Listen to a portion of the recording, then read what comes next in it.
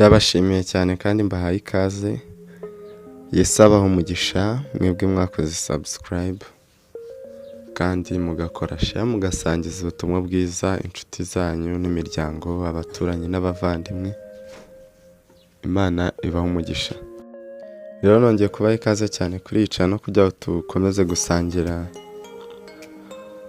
ijambo ry'Imana n'ibivaho byose, dusangire amahoro ava ku Mana binyuze mu kumva ijambo ryayo no gukora ibyo ridusaba. Yesu aduhana umugisha. Mbere yuko dukomeza, reka dusenge kugira ngo tuze kugirira umugisha ku Mana, tugirire neza kandi tuyoborwe n'Umwuka wera. Urakoze Mana yera, Mana ikiranuka muri byose, izina ryawe nirishyirwe hejuru. Uwera wa Isirayeli, turi imbere yawe nanone tugushimira imirimo itangaje wadukoreye. Reka tuvuge ngo nushimwe. Duciye bugufi cyane Mwami imbere yawe kugira ngo icyubahiro cyawe gishyirwe hejuru. Uwiteka ntabwo ari twebwe ahubwo izina ryawe nirihabwe icyubahiro. Uwiteka rero weza imitima yacu itunganye kugira ngo Data amasengesho turi busenge, Mwami Imana ibyo turi bwatuza akanwa kacu byose bikubera umubavu guhumurira neza. Ngabana natwe kandi Umwuka wera tuyobore mu byo dukora byose. Mu izina rya Yesu tubisabye twizeye, amen. Mwakoze cyane rero, reka dusome mu gitabo cy'umubwiriza. Turasoma ibice 11 tuhera ku murongo wa 9. Umutwe w'amagambo uravuga ngo ukora ibyiza ugifite uburyo. Wa musore we, ishimira ubusore bwawe n'umutima wawe ukunezeze mu minsi y'ubuto bwawe, kandi ujye ugenda mu nzira umutima wawe ushaka no mu mucyo wo mu maso yawe. Ariko menya yuko ibyo byose bizatuma Imana igushyira mu rubanza. Ahangaha uhumve neza witonze. Menya neza ko ibyo byose bizatuma Imana igushyira mu rubanza. Nuko rero ikura umubabaro mu mutima wawe kandi utandukanye umubiri wawe n'ibibi bikube kure, kuko ubuto n'ubusore ari ubusa. Umurongo muwumve mwitonze. Nuko rero ikura umubabaro mu mutima wawe kandi utandukanye umubiri wawe n'ibibi bikube kure, kuko ubuto n'ubusore ari ubusa. Ujye wibuka umuremyi wawe mu minsi y'ubusore bwawe, iminsi mibi itaraza n'imyaka mibi itaragera, bwo kuba ubwo uzaba uvuga uti sinejejwe nabyo, izuba n'umucyo n'ukwezi n'inyenyeri bitarijimishwa n'ibicu bitaragaruka, imvura ihise. N'igihe abarinzi b'inzu bazahinda umushyitsi kandi intwari zikunama, n'abasyi bakarorera kuko babaye bake, n'abarungurukira mu madirishya bagahuma, kandi imiryango yerekeye mu nzira igakingwa, n'ijwi ry'ingasire rigaceceka, kandi umuntu akabyutswa n'ubunyoni, n'abakobwa baririmba bose bagacishwa bugufi. Imana niduha umugisha kandi nimwakire neza ijambo ry'Imana. Iri jambo ririmo amagambo akomeye cyane. Nimwe mubwirwa, nijye ubwirwa ngo nitwishimire iminsi y'ubusore bwacu.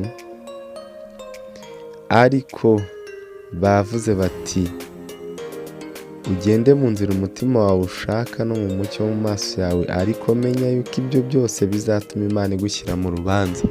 Ibyo ukora byose wibwira ngo ni byiza, nibyo bizatuma Imana igushyira mu rubanza. Ibyo ukora byose uvuga ngo nta myaka 100 niyo materima agezweho, menya ko ibyo byose bizatuma Imana igushyira mu rubanza. Ese wowe wigenera igihe cyo kubaho? Ese uzi igihe uzapfira?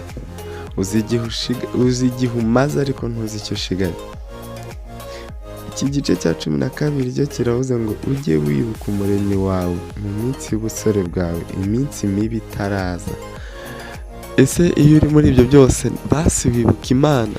Wibuka kwishingikiriza ku Mana? Ese wibuka kwisunga Imana no kwibuka Imana ngo uyiragize mu byo ukora byose? Ese mu kazi ukora ujya wibuka Imana? Ese urayishimira ko ari nawe yakaguhaye? Ese mu byo ukora byose wiragiza Imana? byaba bibabaje utiragiza Imana muri uru rugendo, ariko Bibiliya iravuze ngo ujye wibuka umuremyi wawe mu minsi y'ubusore bwawe, iminsi mibi itaraza n'imyaka itaragera, ubwo uzaba uvuga uti sinejejwe nabyo. Igihe kibi kitarakugeraho, ubwo uzaba uvuga uti Mana noneho aha ndahava nte, ibi bigeragezo ndabivamo nte, ese ko bindangiriyeho. Ujye wiragiza Imana, ujye imbere y'Imana wishinganishe. Nabonye asiranse idahomba na asiranse yo kubuzwi n'ijuru wanditse mu gitabo cy'ubugingo, kandi igitabo cyawe cy'imirimo Yesu yaracyanditsemo. Imana nitugirire neza, ngo ujye wiragiza Imana, wibuke Imana iminsi mibi itaraza, ubwo inshuti zizakwihakana, ubwo mama wawe wakubyaye na papa wawe bazakwihakana, ubwo abavandimwe bazaba bashaka nabo uko babaho, nabo ubuzima barimo butabanejeje. Iragiza Imana, Imana izakurengere ku munsi mubi. Reka dusome ku gice cya 8 umurongo wa 1 n'uwa 2. Aravuga ngo ninde umeze nk'umunyabwenge, kandi ninde uzi uko ikintu gisobanurwa. Ubwenge bw'umuntu bumutera mu maso he gucya, bukahamara umunya. Ntugiriye inama ukomeze itegeko ry'umwami, kubw'indahiro warahiye Imana.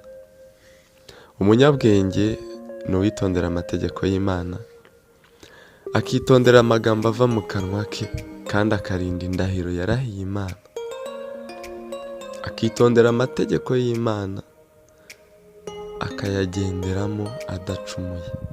Uwo ni wo munyabwenge, nuzi icyo ijambo rivuga, ni uwemera guhugurwa kandi akemera guhanwa. Iyo usomye mu gitabo cy'imigani igice 12 havuga ngo ukunda guhugurwa aba akunda ubwenge, ariko uwanga guhanwa asa n'inka. Umunyabwenge ni uwemera kuyoborwa n'Umwuka Wera, kandi akarinda icyo yavuganye n'Imana. Sindi butinde rero, ariko bajya nkubwira ngo witondere amategeko y'Imana iminsi mibi itaraza, kandi wishinganishe kuri iyi Mana ibihe bibi bitarakugeraho, kugira ngo Uwiteka azakurengere nawe atazakwihakana. Wakoze Mana nziza kubana natwe, izina ryawe nirihabwe icyubahiro kandi nishyirwe hejuru. Mwami Imana, tunyuzwe n'ijambo ryawe kandi rihembeye imitima yacu. Reka Mwami Imana abe ari we twishingikirizaho, kuko ni wowe samba itarumba. Mwami Imana, reka tuyoborwe n'Umwuka Wera, kandi ijambo twavuganye nawe aba ari ryo Mwami dukomeza guhindira umushyitsi, kandi twitondera amategeko yawe. Ngaho umugisha buri wese data wakoye iki kiganiro, uri bukore subscribe by'umwihariko umuhe umugisha utagabanije. Gabana natwe kandi tugire neza, nsabye n'izindi mu izina rya Yesu Kristo Umwami wacu, amen. Mwakoze kubana nanjye rero, ukomeze gukora subscribe.